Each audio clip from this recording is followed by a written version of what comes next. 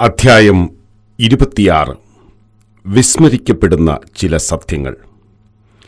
സാമ്പത്തിക പ്രയാസം അനുഭവിക്കുന്ന സാധുജനങ്ങൾക്ക് ആശ്വാസമേകാൻ പരിശ്രമിക്കുന്നതിനു പകരം മഹല്ല് കമ്മിറ്റികളും മാന്യ വ്യക്തികളും സഹായാഭ്യർത്ഥന കത്തുമായി അവരെ നാടും വീടും പള്ളികളും കയറിയിറങ്ങുവാനയക്കുന്ന ഖേദകരമായ അവസ്ഥ പലപ്പോഴും കണ്ടുവരുന്നു.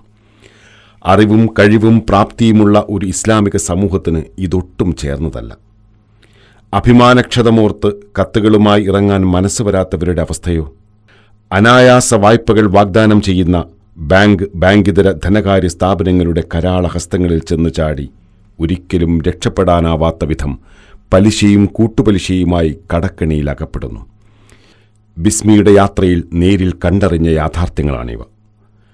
പൈതാഹമടങ്ങാതെ വരുമ്പോൾ സ്വന്തം വിശ്വാസം പോലും കളങ്കപ്പെടുത്താൻ നിർബന്ധിതരാകുന്നവർ വേറെയും.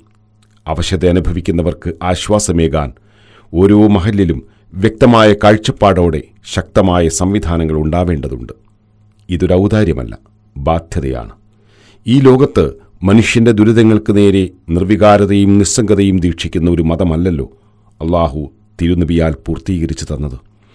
മതം സഹനവും ത്യാഗവും ആവശ്യപ്പെടുന്നത് നേര്. അത് സ്വയം ശുദ്ധീകരിക്കാൻ ഓരോ ശരീരവും സ്വമേധയാ അള്ളാഹുവിൽ നിന്ന് ഏറ്റുവാങ്ങുന്നതാണ്. തൻ്റെ സഹജീവിക്ക് വേണ്ടി ഒരു സമൂഹത്തിൻ്റെ നിർദാക്ഷിണ്യതയും നിർവികാരതയും അടിച്ചേൽപ്പിക്കുന്നതല്ല. ഓരോ മനുഷ്യൻ്റെയും പരലോക വിജയത്തിലെന്ന പോലെ ഇഹലോക കാര്യത്തിലും അനുകമ്പയും സൂക്ഷ്മതയും പുലർത്തിയിരുന്നു നബി സല്ലല്ലാഹു അലൈഹി വസല്ലമ. പരലോകത്തിൻ്റെ വിള വളരുന്ന കൃഷിഭൂമിയായിട്ടാണ് ഇഹലോകത്തെ അവിടുന്ന് പരിചയപ്പെടുത്തിയത്. പാഴായ ഇഹലോകത്തിൻ്റെ തരിശുഭൂമിയിൽ ആരും പരലോകത്തിൽ 100 മേനി കൊയ്യില്ലെന്ന് പൂർണ്ണ ബോധ്യമുള്ളതുകൊണ്ട് തന്നെയാണ് ഇതര ദർശനങ്ങളെക്കാൾ ഇസ്ലാം മനുഷ്യന്റെ ആത്മാവിൻ്റെ ലോകത്തെ എന്ന പോലെ അവൻ്റെ ഭൗതിക ലോകത്തെയും പരിഗണിക്കുന്ന മതമായി തീർന്നത്.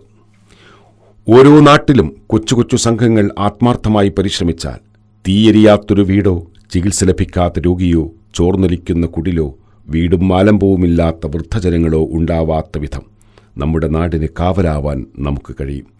ഇസ്ലാമിൻ്റെ മുൻകാല ചരിത്രം അതിന് സാക്ഷിയാണ്.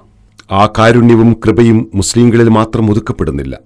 നീതി നിഷേധിക്കപ്പെട്ട, അന്നപാനീയങ്ങൾക്കും മുടയാടുകൾക്കും ഒരു കൊച്ചു കൂരക്കും ജീവിതമാർഗങ്ങൾ അടയപ്പെട്ട, മാനം കാക്കാൻ ഗതിയില്ലാത്ത, രോഗിയും ആവശ്യക്കാരനുമായ ഒരാളും നബി സല്ലല്ലാഹു അലൈഹി വസല്ലമയിൽ നിന്ന് നിരാശനായി മടങ്ങിയിട്ടില്ല. നീ അള്ളാഹുവോട് നന്ദി കാണിക്കുക. ആർ നന്ദി കാണിച്ചാലും തൻ്റെ ഗുണത്തിനായി തന്നെയാണ് അവൻ നന്ദി കാണിക്കുന്നത്. വല്ലവനും നന്ദികേട് കാണിക്കുകയാണെങ്കിൽ തീർച്ചയായും അള്ളാഹു പരാശ്രയമുക്തനും സ്തുത്യർഹനുമാകുന്നു.